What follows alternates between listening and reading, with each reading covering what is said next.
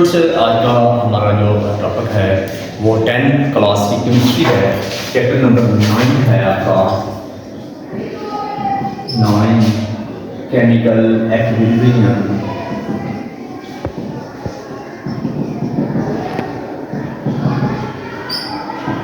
Tenth class, इसमें हमें पढ़ना है आज लॉ ऑफ मास एक्शन।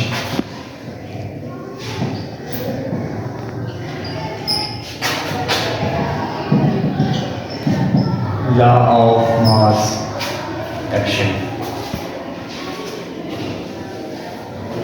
तुझे गोल्डबर्ग और वेज ने 1872 के अंदर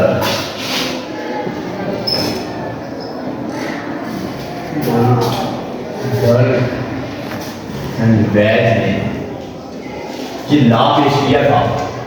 sir, law of mass action होता क्या है? तो इसमें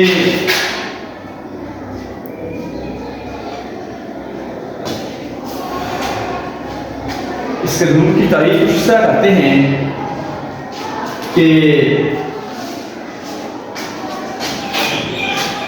सर, रिएक्ट करने वाली अशिया का जो मास होता है उसके डायरेक्टली प्रोपोर्शनल होता है रिएक्शन का रेट। यानी कि रिएक्शन का रेट जो होता है वो रिएक्ट करने वाली अशिया के एक्टिव मास के हासिल ज़रब के डायरेक्टली प्रोपोर्शनल होता है। रिएक्शन का रेट रिएक्ट करने वाली अशिया के रिएक्टेंट्स की एक्टिव मास के प्रोडक्ट के डायरेक्टली प्रोपोर्शनल होता है जी। इसको मैं ज़रा अपने बात में लिखता हूँ कि rate of eight which substance react rate at which substance react is directly proportional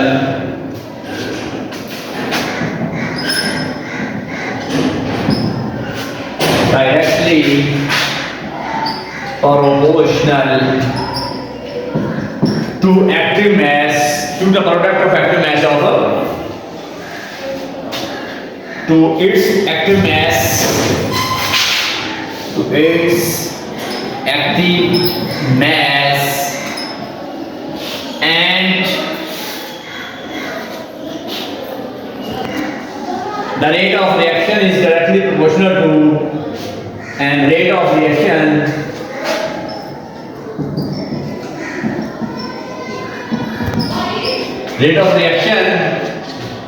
is directly proportional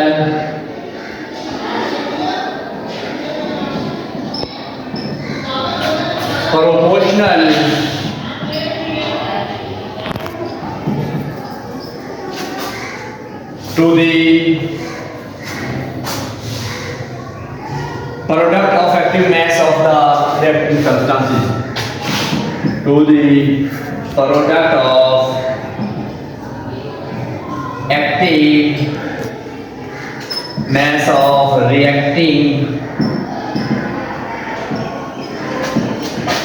substance कि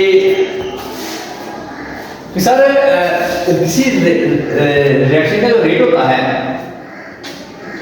वो रिएक्टेंट्स के प्रोडक्ट के एक्टिव मास के जितना ज़्यादा एक्टिव मास होगा उतना ज़्यादा रिएक्शन का रेट होगा। इसमें हमारे पास है, इसको आप लोग याद करते हैं कंसंट्रेशन को, मोलर कंसंट्रेशन की यूनिट होते हैं मोल वीएम क्यूब, मोल और वीएम क्यूब। इसको हम लोग स्क्वायर ब्रैकेट्स के अंदर लिखते हैं। ये थोड़ी सी मालूमाती बात है। ये कंसंट्रेशन का यूनिट होता है, कंसंट्रेशन यूनिट जो है वो इस तरह करके लिखते हैं कि मोल और वीएम क्यूब में लिखते हैं। इसको हम लोग लिखते हैं स्क्वायर ब्रैकेट। आइए हमारे पास एक एग्जांपल है स्टूडेंट्स, उसको एग्जांपल को मैं आपके सामने इनपुट करता हूँ। सर, मेरे पास एक एग्जांपल है ए और बी, ये रिएक्टेंट्स हैं सी और डी, मेरे पास प्रोडक्ट है। सर, ये फॉरवर्ड रिएक्शन और रिवर्स रिएक्शन बताया हुआ है, forward reaction reverse reaction. Sir, reaction जो फॉरवर्ड रिएक्शन है उसको इस मामले में ये रिएक्टेंट्स है, ये प्रोडक्ट है, रिवर्स रिएक्शन में ये रिएक्टेंट्स है, ये प्रोडक्ट है। तो ए और बी एक की मोलर कंसंट्रेशन को हम लोग कहते हैं forward rate of forward reaction, rate of forward reaction directly proportional molar concentration A की मोलर कंसंट्रेशन बी की। तो ये रेट ऑफ फॉरवर्ड रिएक्शन को अगर हम लोग इस तरह लिखते हैं कि सर ये KF है मेरा फॉरवर्ड रिएक्शन, प्रोपोर्शनल कांस्टेंट को फॉरवर्ड रिएक्शन इस तरह करके लिख लेंगे। तो इसी तरह हम रिवर्स रिएक्शन को अगर आप इस तरह लिख लेते हैं sir rate of reverse reaction जो है उसको इधर लिख लेते हैं, ऊपर ले आते हैं रेट ऑफ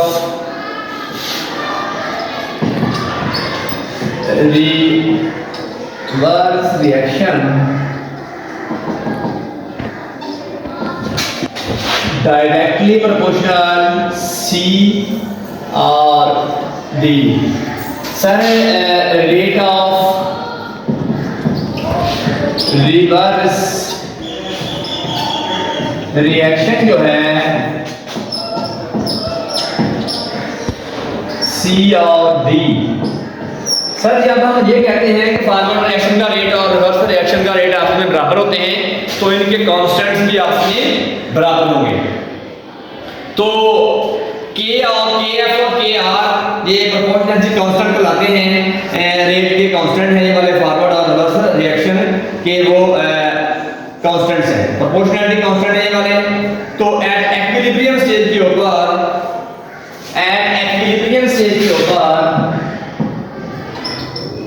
एक्विलिब्रियम स्टेज पे forward reaction rate of forward reaction is equal to rate of